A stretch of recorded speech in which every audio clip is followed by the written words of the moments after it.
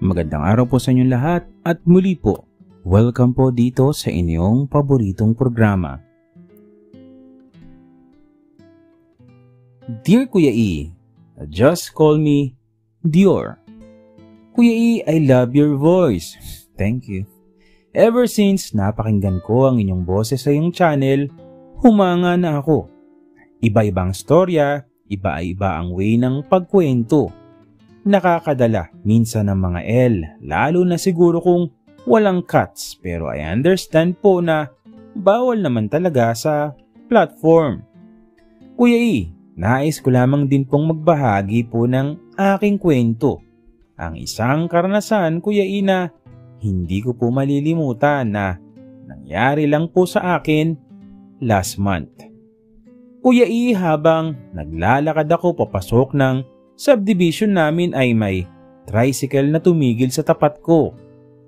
Tricycle, sabi ng lalaki. Sabi ko hindi po, malapit lang. Pero nang lingunin ko, akin na siya. Charot. Basta, Kuya E, sabi nga, driver ay sweet lover. Bata ang driver, Kuya E, at may tsura. Tulala talaga ako. Sakay ka na. Sabi ng itago natin sa pangalang Lucas. Kuya E, nakasando si Lucas. Maputi at masasabi mong bagets. Pero 19 years old na pala si Lucas. Sakay na kuya, payosi ka. Sabi ko, ang bata mo pa, magyoyosi ka. Sabi niya, hindi na ako bata. 19 na ako. Sabi ko, malapit lang ako. Pwede naman nating iikot para lumayo. Kuya E, nagpa-cute si Lucas sa akin. Gumalaw ang bibig at tipong sumenyas, pinagalaw ang dila sa kanyang pisngi. Alam na this, gusto ng bagets na magpalantak. Kuya E, hindi na nagpatumpik-tumpik ang bagets. Sabi niya, sige na, kahit 200 lang. Dahil sa itsura ng bagets ay tila ba umatake din ang L ko. Saan naman? Sabi niya, may alam ako. Tara, sakay. Kuya E, dahil nga sa kailan, tuluyan na akong sumakay. Tumigil si Lucas sa bahay na bago pa lang tinatayo. Tago naman yun. Bumaba. Tara na. Sabi ko, baka may makakita. Wala, sa amin to. Wika ni Lucas. At Kuya E, doon mismo, pagpasok namin sa may pader, sumandal si Lucas. Talagang nagulat ako. Yung pagtanggal niya sa pambaba. Batang-bata, maputi si Lucas. Yung paps niya, mamula-mula na talagang mapapawaw ka. Kuya E, kapag L na talaga ay G na. Hindi na ako nakapagpigil, Kuya E, sa pagtungo doon sa paps ng bata. Tuluyan na nga itong nilantakan. Super bango ng paps ng bata, kaya umabot ako hanggang lato-lato. Hanggang kasingit-singitan, hindi tumagal, pinilisan ng paglantak. Hanggang sa sumabog. Masarap din ang krema ng bata, manamis-namis. Kuya E, doon ko nalaman na sa tatay pala niya ang minamanehong tricycle. Ilabas lang daw niya yon minsan. Sabi ko kay Lucas, sanay na sanay ka na yata na magpalantak. Hindi naman siya nag-deny. Kung gusto ko daw ba, pwede siya anytime, basta i-message ko lang siya. Kuya E, ganun na nga po ang nangyari.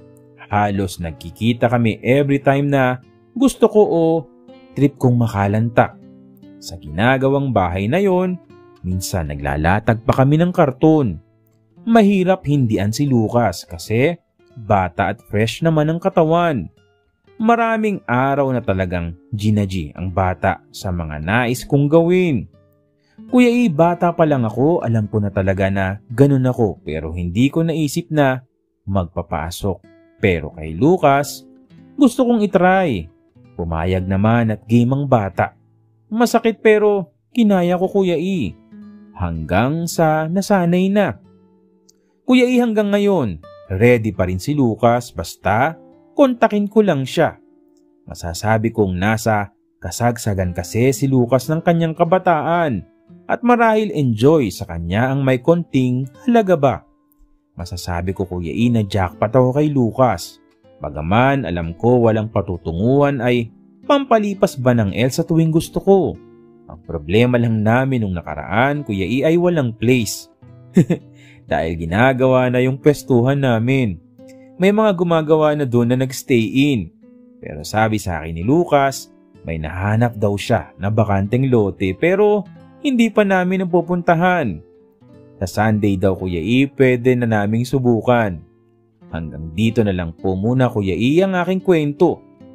Pwede po ako mag-update sa mga susunod na ganap. Salamat po, Dior. Taray. Isa sa mga isang pagkikita tapos may nangyari tapos ayun nasanay na rin na nasanay. Dami ng gantong mga stories sa atin pero ito paano ba? Wala, puro L lang talaga yung story, no? So, wala naman ako ibang masasabi. Syempre, buhay nyo yan, no? Ingat lang din minsan, syempre, alam nyo, parang kahit paano, public place pa rin naman yung ginagalawan nyo. So, baka mamaya may makahuli sa inyo. So, nakakahiya. So, yun lang yung masasabi ko. No, muli, maraming salamat po sa patuloy na sumusubaybay, sumusuporta. Dito lamang po sa inyong paboritong programa. Maraming salamat po sa inyong lahat.